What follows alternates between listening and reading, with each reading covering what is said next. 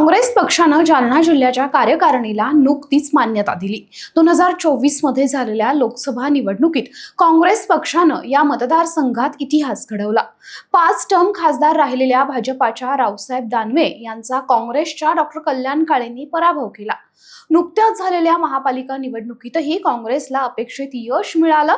या दोन्ही निवडणुकीमध्ये मुस्लिम मतदार काँग्रेसच्या पाठीशी भक्कमपणे उभा राहिल्याचं दिसून आलं। आगामी जालना जिल्हा परिषदेची निवडणूक आणि 2029 मध्ये होणाऱ्या लोकसभा विधानसभा निवडणुका पाहता काँग्रेस पक्ष संघटनात्मक रचनेमध्ये मुस्लिम अल्पसंख्याक समाजाला मोठ्या प्रमाणात प्रतिनिधित्व देत असल्याचं आता समोर आलंय। त्यामुळे वोट बँकेचं राजकारण करत काँग्रेस पुन्हा एकदा मुस्लिमांचंच लांगुल चालन करताय की काय अशी चर्चा राजकीय वर्तुळात सुरू झाली आहे। आणि हे सगळं का होतंय ते 2029 ला पुन्हा एकदा रावसाहेब दानवेंना घरी बसवायचंय असा चंगच आता काँग्रेसनं बांधलाय। त्यामुळे जालन्यात नेमकं काय घडतंय समजून घेण्यासाठी हा व्हिडिओ शेवटपर्यंत नक्की बघा। पण त्याआधी एक आठवण, अजूनही तुम्ही आमचं चॅनल सबस्क्राईब केलं नसेल तर ते नक्की करा। नमस्कार, मी भाग्यश्री, आपण पाहताय बखर लाईव्ह।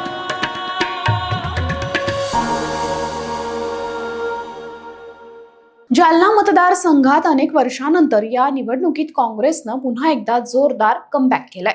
त्यामुळे अर्थातच काँग्रेस पक्ष श्रेष्ठींची नजर त्या मतदारसंघावर आहे। मिळालेलं हे यश कशा पद्धतीनं वाढवता येईल आणि तिथं आणखी काँग्रेस कशा पद्धतीनं संघटनात्मक बांधली जाऊ शकतं याचा विचार आता सुरू झालाय आणि त्या दृष्टीनं कृतीही सुरू केली जाते।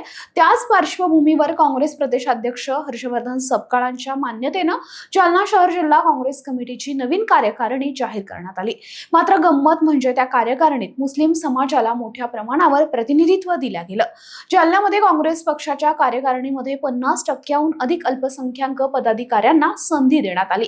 आधी जरा आकडेवारीवर आपण नजर टाकूया। नुकतीच प्रदेशाध्यक्ष हर्षवर्धन सपकाळांच्या मान्यतेनं जालना शहर जिल्हा काँग्रेस कमिटीची नवीन कार्यकारिणी जाहीर झाली। या यादीत काय दिसतंय तर 5 उपाध्यक्ष पदांपैकी 4 पदं थेट मुस्लिम समाजाच्या कार्यकर्त्यांना देण्यात आली आहेत। 6 सरचिटणीसांपैकी 50% म्हणजेच 3 अल्पसंख्याक समाजाचे आहेत। 10 सचिवांच्या नियुक्त्यांमध्ये तब्बल 7 पदं मुस्लिम चेहऱ्यांना देण्यात आली आहेत आणि सल्लागारांच्या 2 पदांपैकी 1 जागाही मुस्लिम पदाधिकाऱ्यांनाच दिली आहे। थोडक्यात काय तर या संपूर्ण कार्यकारिणीवर नजर टाकली तर स्पष्ट दिसतं की 50%हून अधिक पदं ही एकाच समाजाच्या झोळीत टाकण्यात आली आहेत। संभाजीनगर असो वा जालना, काँग्रेस संघटनात्मक पातळीवर मुस्लिम समाजाला भरघोस प्रतिनिधित्व देत आहे। पण हा प्रश्न पडतो की केवळ वोट बँकेच्या राजकारणासाठी काँग्रेस पुन्हा एकदा मुस्लिमांचंच लांगुल चालन करताय की काय असा प्रश्न या निमित्तानं निर्माण होतोय। तर पण या मागचा जर इतिहास समजून घेतला तर देशात आणि राज्यात स्वातंत्र्यापासूनच मुस्लिम मतदार हा काँग्रेस, जनता दल आणि काही प्रमाणात डाव्या पक्षांकडे झुकलेला दिसतो। याच मुस्लिम वोट बँकेच्या जोरावर काँग्रेसनं दशकांमध्ये राज्य आणि देश चालवला।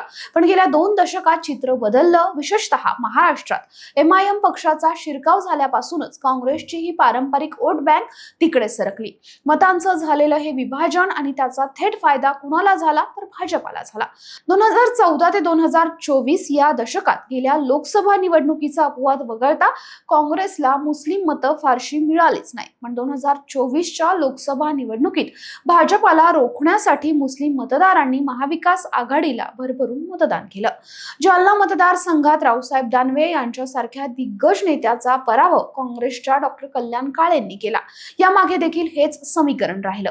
आता 2029च्या आगामी लोकसभा, विधानसभा आणि जिल्हा परिषद निवडणुका डोळ्यासमोर ठेवून काँग्रेस सावध झाली आहे।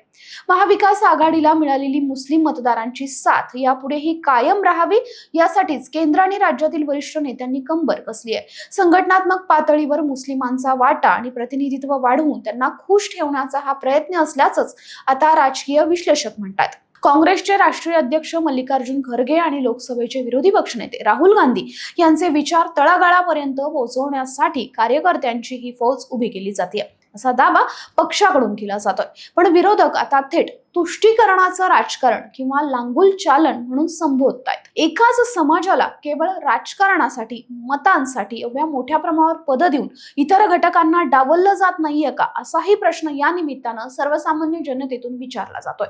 एकूणच ही सगळी कार्यकारिणी पाहता तुम्हाला काय वाटतं कमेंट करून नक्की व्यक्त व्हा। हा व्हिडिओ आवडला असेल तर लाईक, शेअर, सबस्क्राईब नक्की करा। धन्यवाद।